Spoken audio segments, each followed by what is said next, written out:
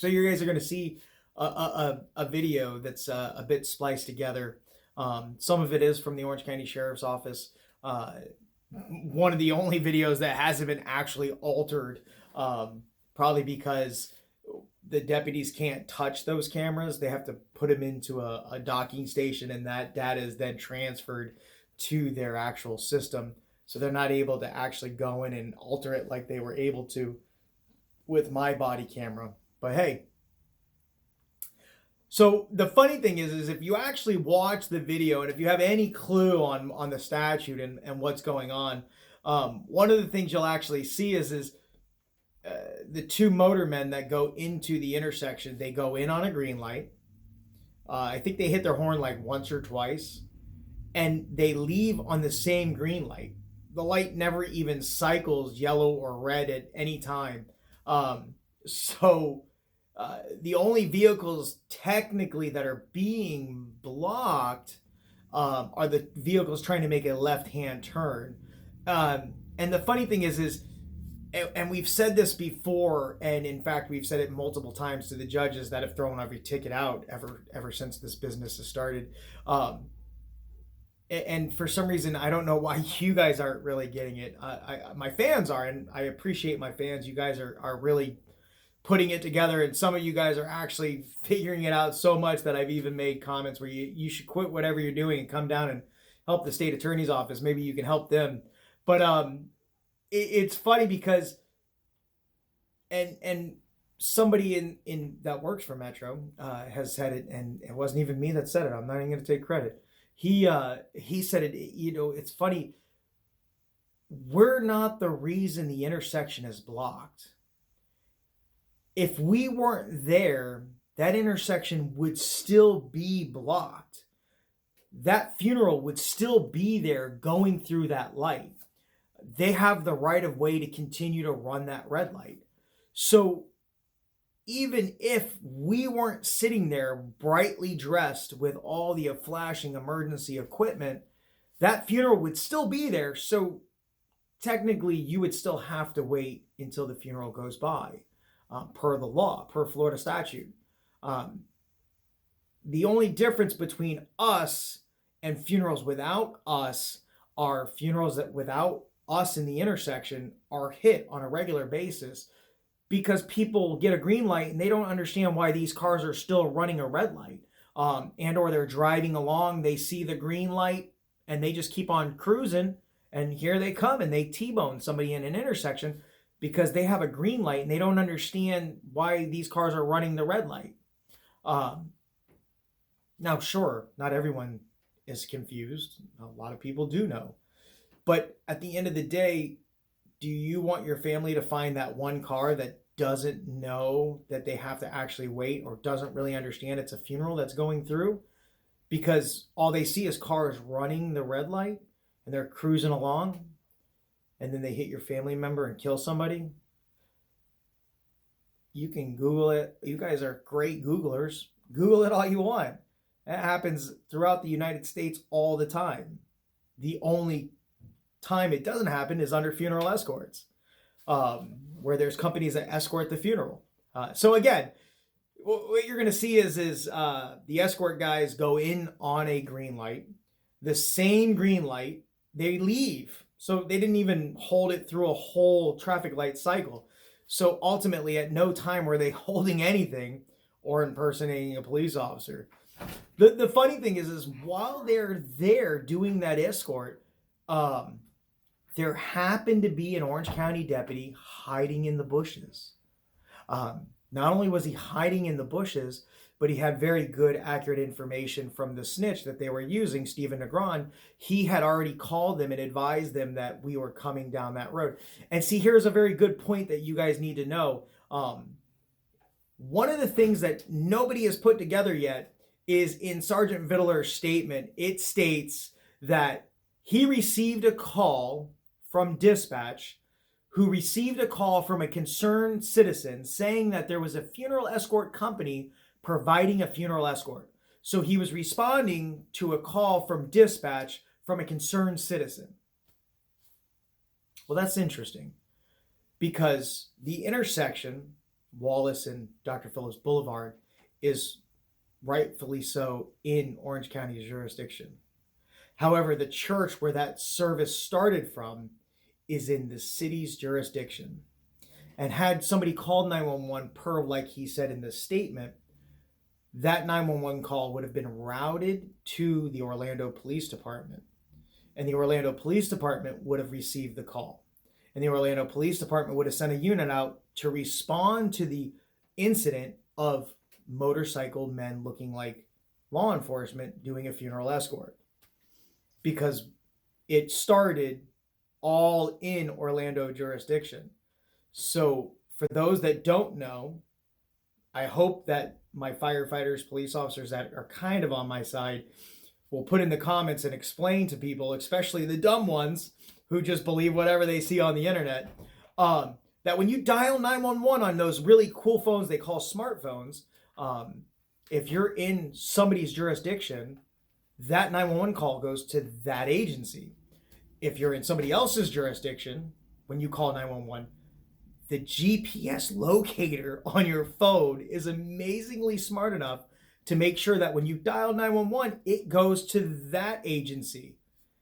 It's something crazy like to make sure that response time is minimized so that way the safety and well-being of somebody that's calling 911 is reduced for the response time. Just stupid things like that, you know. So the person that called 911 to report the motorcycles would have reached the Orlando Police Department, not the Orange County Sheriff's Office. And Orlando Police Department's dispatch isn't going to then call on the radio to an Orange County motorcycle deputy. That doesn't make sense. That never happens. That's almost an impossibility.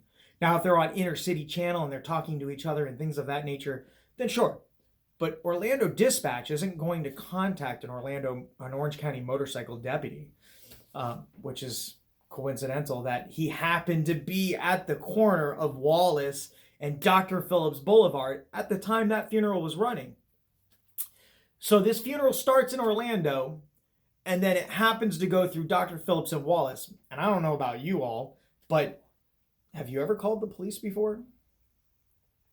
Even in certain neighborhoods, you call 911, it still takes 4, 5, 10 minutes, sometimes longer.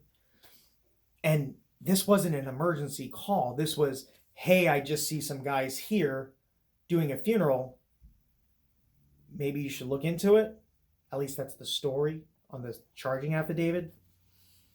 So the charging affidavit says that, again, Orange County Sheriff's Office received a 911 call saying that they saw guys doing a funeral escort at a church that was in Orlando jurisdiction. And they dispatched an Orange County motor officer, or sergeant, sorry, sergeant, to said location that isn't even in the city limits where the church was. So how did he know to be there? Oh, fuck, I forgot. That's right. Our buddy Stephen Negron, that was flipping state's evidence from the very beginning, was giving him the addresses and locations. So instead of doing the right thing, but I guess because of COVID-19, they didn't realize this was going to happen. But instead of doing the right thing and putting in the charging affidavit due to some, probably because that confidential informant is being ran without a warrant, without permission, without authorization. I'm just thinking out loud. I know I'm dumb, and I know that I'm not the state attorney's office, but apparently this confidential informant was giving that information while he was doing the funeral escort that day with the two motorcycle men. Isn't that crazy? Coincidence.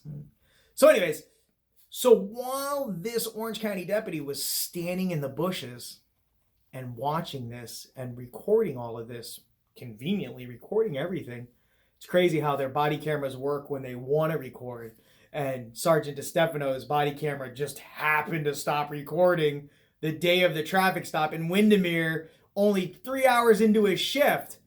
Man, it sounds like Windermere needs to buy new body cameras and better body cameras that have longer life batteries.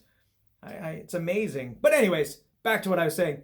So while he was in the bushes, hiding behind a bush, recording, he was narrating the whole escort, which again, you'll see they go in on a green light and they leave on a green light. And the place where he was standing while recording was over 150 feet from the intersection. I don't know about you, even somebody with 20/20 eyes can't really distinguish, especially a fully outfitted man with a helmet, sunglasses on a helmet, and the visor down from 30 feet, let alone 150 feet. For those that know, and those that started it, because I'm not the one that started it. I'm not the one that brought it up. In fact, I don't know about y'all. I was born in 80. Those that are watching, some of you are, some of you aren't. Most of you are kids talking shit. But those that were born in 80, and you know who came out there and around that time, late 90s, he was pretty creepy as fuck. And I know I had, I didn't like that movie very much. But apparently somebody was in the bushes and y'all started it, not me. But we went back to the scene and we, for some reason, were able to find him still there. You guys be safe. And just for those that want to talk shit, all those dumb fucks, just so you know, I've never saluted with my left hand, you arrogant dumb fucks. Be safe, Motor One's moving.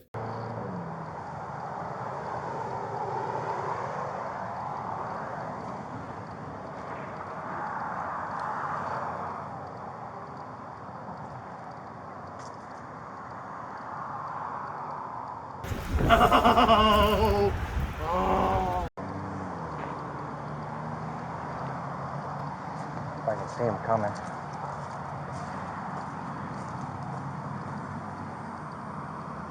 Yep, here they come. I see them coming. I hear them coming. Hold on. Yes. Stephen LeGrand. Yes. Tell us when they're coming. They're coming now, Stephen LeGrand. Now, Stephen LeGrand. Oh, they're coming now. They're coming now. Alright, they're coming. They got their lights are flashing. 2 bikes' lights are flashing. 2 motorcycles with the lights on. Alright, this is going to be red, so we'll see what they do. It's a red light. It's a red light. Let's see what they do. Let's see what they do. Ha ha ha ha. Ah. Light is red. They should be coming up any minute now. Yep, he's at the light. And that looks like Randall that's on the bike. Oh, that one's Randall right there. I only know that because Stephen LeGrand told us that's Randall. That's Jeremy. And that one's Randall. Randall's actually riding through the light right now. Yeah, Jeremy, I got you. I got you beeping that horn, Jeremy. I see you beeping that horn, Jeremy. I see you beeping that horn. With the bluest purple lights. The bluest purple lights. You can't do that. Jeremy, what are you doing? What? Oh, now you're acting as a traffic control device. Whoa. I see you impersonating with the bluest purple lights. The bluest purple lights. Well, you told them to stop. Yeah, hi, Jeremy.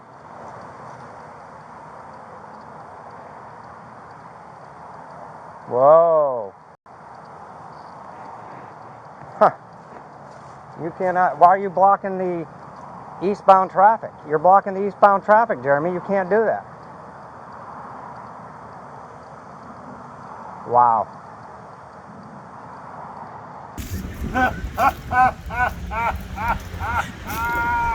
The bluest purple lights. The bluest purple lights. Oh, Stephen Negron, thank you for telling us they were on the escort. Oh, he's in the intersection holding traffic. Even though you can see the light is red and theirs is green, they're still technically holding the light. They're holding the light. Thank you, Stephen. Thank you. Thank you for giving me this chance. What's going on, guys? So, whoa. From a body camera that was attached to a very, very important deputy Get him for that impersonating. Get him, disgusting. Hey, you're laughing. You gotta stop laughing. Do it again. Do a little more.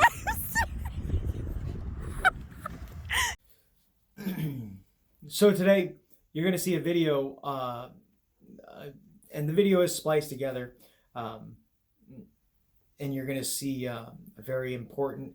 Why do I keep saying very important?